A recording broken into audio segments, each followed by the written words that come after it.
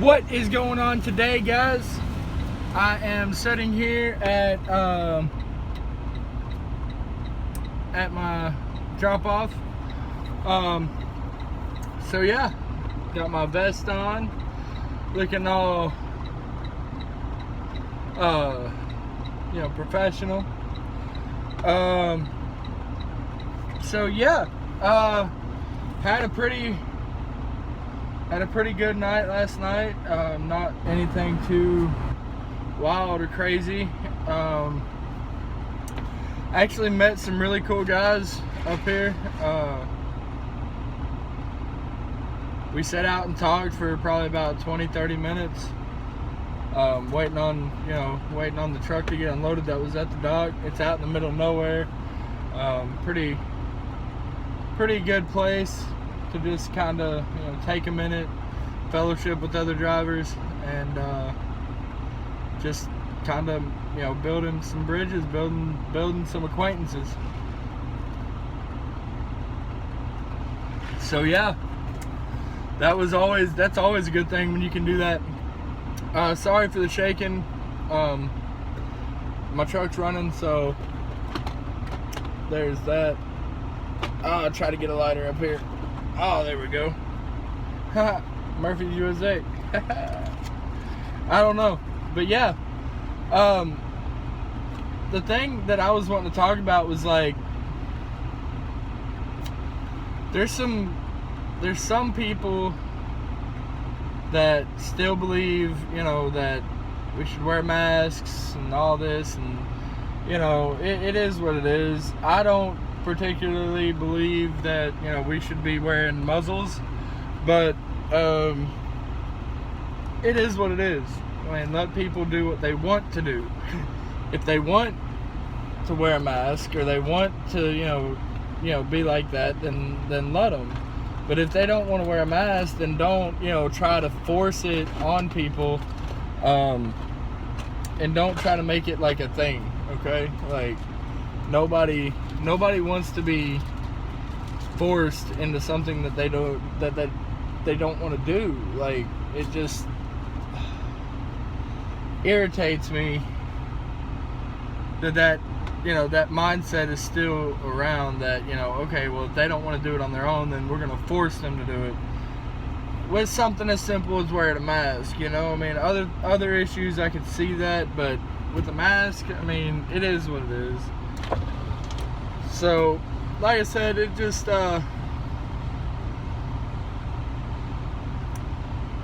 is what it is, guys. I can't really sit in here and say one way or the other that it's right or wrong, but like, I wear a mask when I go to places like this and they require it, but if they don't require it, then I'm not going to wear it. I mean, I know I'm not sick. I know I'm not sick. I've already been tested, multiple times, and it's negative. I don't have the CV, so not to say that I can't get it or anything. It's just, if I don't have it, then I don't see a need for me to wear a mask. I'm not risking anybody, getting it or whatever.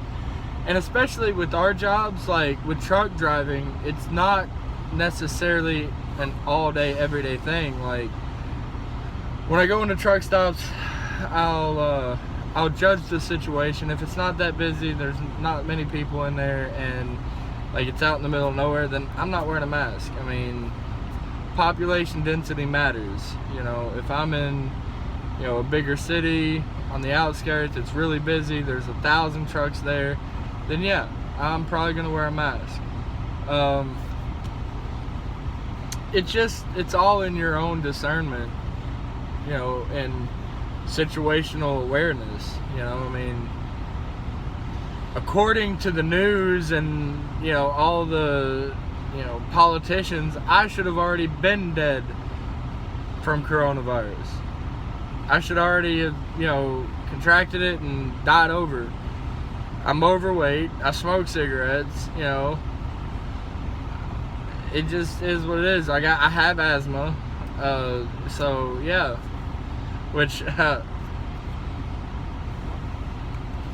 good combination, cigarettes and asthma, awesome. Oh, I feel like I'm gonna sneeze. It's dusty over here. Woo, woo, yep. Woo.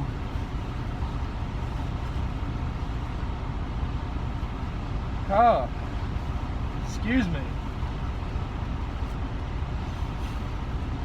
One moment. Stand by.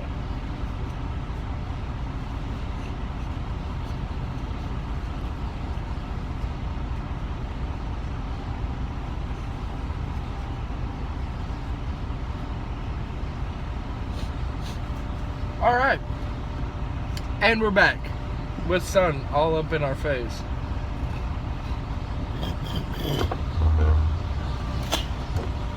So, yeah. Now that we're done being nasty, I feel like we shouldn't be afraid to live. We shouldn't be afraid to go outside. We shouldn't be afraid to, go to the parks. I mean, first of all,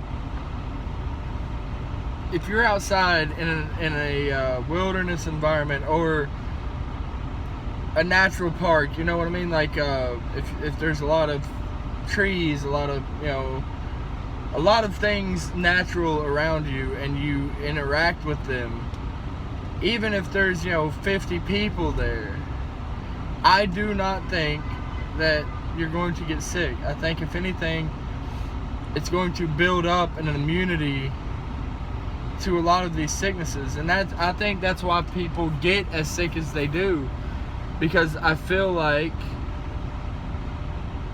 people don't go into nature anymore.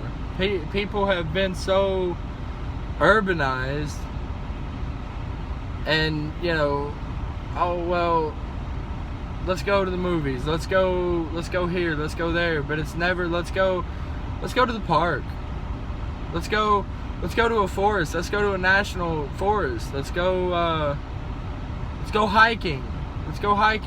A lot of people don't do that anymore, and it's sad. Like during the summer and stuff, probably this summer, every time I'm home, I'm gonna be at the lake with my son, doing something, whether it's just walking with him in his stroller, going for walks, teaching him about different plants, teaching him about different kinds of insects, and all that stuff. It's good for especially kids. It's good for kids to be out in nature. It's good for kids to get their hands dirty, go play in the mud, go play in the grass. It's good for them. And anybody that says different is a fucking moron. They're moron. Because how could it not be good for them? I mean, yeah, you go out into nature, you're going to get cuts, you're going to get scrapes, you're going to get bumps and bruises, and it's especially if you're a boy. Now, I mean, I'm not just saying, especially if you're a boy, you only do manly things if you're a boy. There's tomboys out there, there's girls that like to get their hands dirty and go out into the woods, and hell, there's women that I know that use chainsaws and cut down big ass trees that I wouldn't cut down, that I wouldn't even attempt. So yeah, it's not a gender specific action, and it's sad that I have to point that out. That's really sad, honestly, but it's not a gender specific role. But for boys, they seem to be a little bit more rambunctious and a little bit more stubborn. So when they get out there, they want to do this, they want to do that, they want to do this, and then no, you better not do that, you can't do that, and then they're doing it. By God, they're doing it. So I was like that. you know, I'm sure my son's going to be like that too.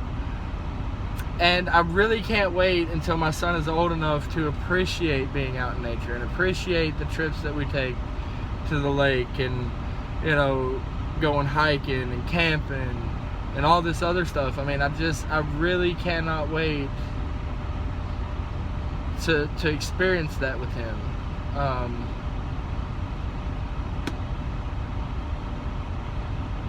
It really is something. Like, it really is, you know, something that I'm very, very, very much so looking forward to. You know, building a fire with him, you know, roasting marshmallows, hot dogs, you know, making baked potatoes actually in the fire. You know, stuff like that. That is, you know, what is going to build that bond between me and him. And I really can't wait until he can appreciate that. And you know, instead of, you know, why isn't Daddy here? You know, he gets to the point where he's like, I can't wait until Daddy gets home. You know, I can't wait to go and, you know, go out camping with him. I can't wait to, you know, learn something from him. You know, you know, stuff like that. And that's the most important things, is, you know, the time that I get to spend with him, not necessarily what we do. And I was, you know, when she left and she took Eli and everything, and, you know, we split up, my mindset was, you know, what can I do with him? What can I do with him? Like, and, you know, it was good intentioned, but it was just, I was thinking about going about it the wrong way. It was like, you know, how much can I spend, you know, on him? You know, how much does this cost? How much does that cost? You know, can we go here? Can we go there? Can I go, you know, how much would it be to take him to Disney World? How much would it be to take him to, you know, Six Flags, or, you know, stuff like that? And, you know, my dad really, you know, made me see where the flaw is in that, because, you know, it's great to do that stuff every once in a while, but if I was to do that stuff every time that I had him, then it would be like, you know, he can't wait to go and do those things. Not necessarily, you know, I can't wait to spend time with Dad, but I can't wait to go here or go there or do this or do that. And it just seems like, you know, it would be the wrong way to approach the situation by doing it like that, you know. Now, you know, going to the lake and, you know, going camping and stuff, yeah, that's doing stuff, but it's more of a quality time between me and him. It's more of a bonding experience between me and him. And that's what I'm looking for. That's what I really want out of this. And, you know, having a son is a very big responsibility, and it's my first kid, so I'm learning as I'm going with this. Not to say that I haven't, you know, done research and read some books about it and stuff like that, but, you know, a book can't tell you everything that you need to know about parenting. Like I said, a book can't tell you a lot of things, but it can tell you a lot of things at the same time. So there's a lot of things that I'm gonna miss. There's a lot of things like his first steps I'll probably miss. Not necessarily his first words, but that's another video for another time, and I will definitely be posting it at some point. But he said "Dada" as clear as day, and looked right at me and said it. So that just made my day. He hasn't said it since, but in the video, I caught it on video, and you can clearly see that he looks straight at me, stops everything he is doing, and says "Dada," and it just yeah, it made me very, very, very happy. But you know, like, I'm still gonna miss a lot of things in his life, and I want to mitigate that with as much time that I can spend with him. I don't want him to look back and, you know, feel cheated out of a relationship between me and him. I don't want him to look back and say, you know, we could have spent time together, but you were doing this, or, you know, you didn't want me to come over this weekend because of this reason or that reason. So, I mean, you think I'm kidding you guys when I say when I go home, I don't do videos because that is mine and his time. I mean, unless I'm not allowed to get him, which is a whole other thing. But, or he's sick, you know. Like I said, if he's sick or whatever, then, you know, instead of getting him out and stuff, that this makes sense to just, you know, let him stay at home and be comfortable and, you know, everything. So, I'm not saying that he wouldn't be comfortable at my house, but, you know, I just, you know, honestly, I'm tired of fighting about it. You know, I think if he's sick, I can take care of him, and he would be just fine. But anyways, I'm getting off topic. Yeah, so anybody that's going through the same thing that I'm going through with this situation, like, you know, you have your first kid, but you're basically a part-time dad. I mean, you're a full-time dad, you're a dad all the time, but you only have a limited time with your son physically. And that is probably the hardest thing about all of this. Me and her splitting up, yeah, it was a good decision. It was getting to the point where both of us was miserable, and we just didn't love each other anymore. We couldn't, I'm not saying we couldn't work through it, because, you know, if there was effort put in, then we could have worked through it and possibly became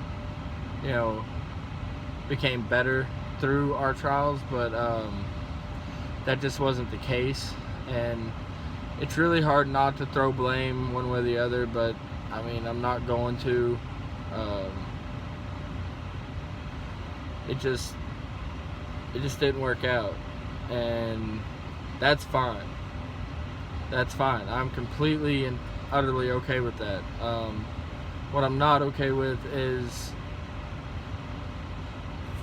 being made to feel like I don't matter unless there's money involved. And what I'm saying about that is, you know,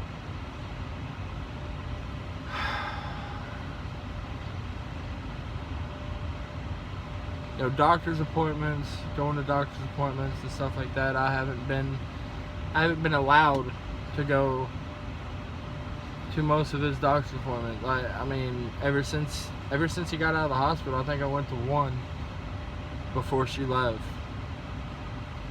And, you know, it just, I feel like, you know, yeah, is it a silly thing to want to go to the doctor with your son? I mean, yeah, kind of, maybe. I don't really know if it's silly, but it's something that it seems like I should be a part of. And every time that I ask, there's, you know, some excuse of why I can't, or, you know, whatever. And, you know, the corona thing has made it tough, because most doctors won't even let, you know, the mother and the father in at the same time. And I understand that, but there's no reason why I couldn't take him to a doctor's appointment one time, and, you know, and then the next time she gets taken, and then just do it like that. Or if I'm home and he has a doctor's appointment, hey, you want to take your son to the doctor? You know, he has an appointment. Yeah, I'll take him. No problem. But just being made to feel like you can't be trusted with that is probably the hardest part of all of this. Being made to feel like you don't know anything about your son, or being made to feel like you can't make the best decision for your son. That's tough. It's real tough. And I don't know if other people like me are out there that are being made to feel the same way, but if there are, you're not alone.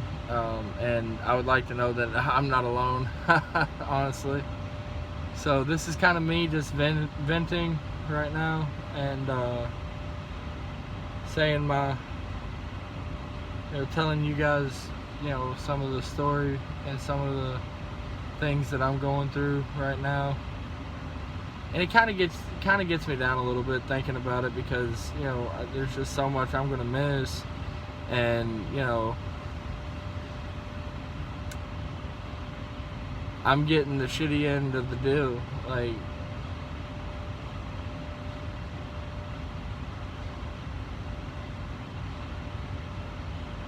anyways, yeah, it's a burden of being a father. It's not a burden, it's a blessing. But in this situation, and my career that I'm in, my career is really the burden. It's not even the burden of being a father. It's the burden of being a truck driver and being a father at the same time. That is definitely a burden. Because, like I said, you don't get that time. You don't get the time, and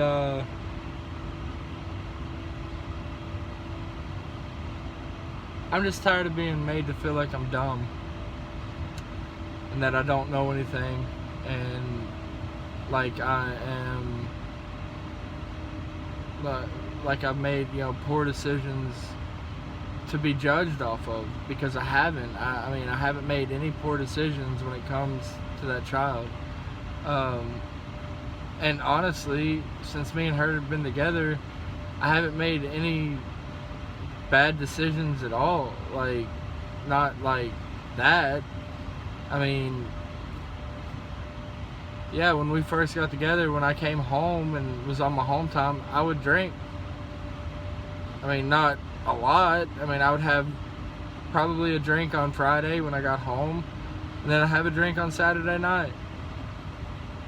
I mean, there was a couple times where I got a little bit drunk, but nothing belligerent or anything, and it just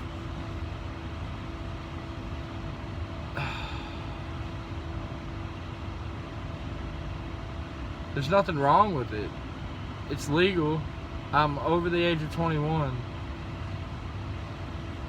I didn't drive. I wasn't around any firearms.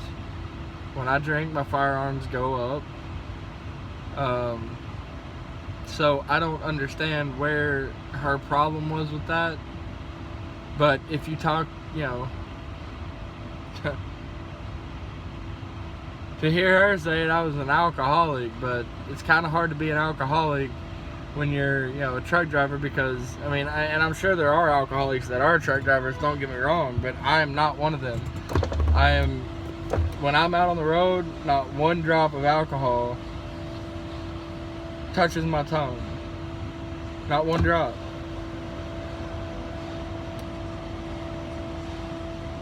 So, I mean, now, let me get something straight right now. If I'm on a 34-hour reset, and there is a little pub or whatever around, I might go and have me a beer on that first night. But you are allowed to have a drink 8 hours before your shift, before your driving shift, and you can't be under the influence. Like, you can't be over the legal limit, which our legal limit is, I think, or no, when you're driving, you can't have any alcohol in your system at all, like, if at all. So you have to give yourself enough time for that to get out of your system completely before you drive. So yeah.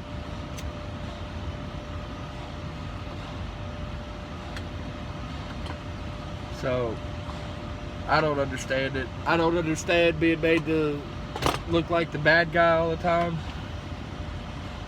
I don't understand, you know, and, you know, I'm going to own up to this right now. For the last 4 weeks, I haven't been able to contribute anything because I've been out of work. I was sick. I couldn't go to work because I was sick. I kept getting fevers and everything else. I mean, I had a fever and stuff like that. So I don't understand it, you know. I mean, I understand her frustration with it, but at the same time, I couldn't help that I got sick. It just is what it is. But I'm working now. As soon as I get paid, I'm going to give her some money. So I don't understand why I'm being made to feel bad and made to, you know, feel like garbage because I wasn't able to contribute anything money-wise.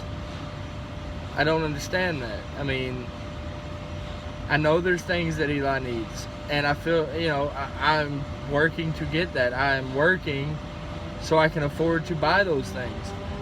But I can't do anything if I'm sick. I just can't.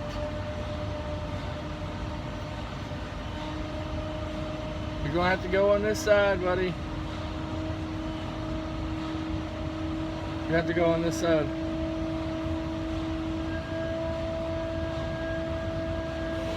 Dude. Oh, people, some people. But anyways, that's enough for me bitching right now. I will see you guys on the other side.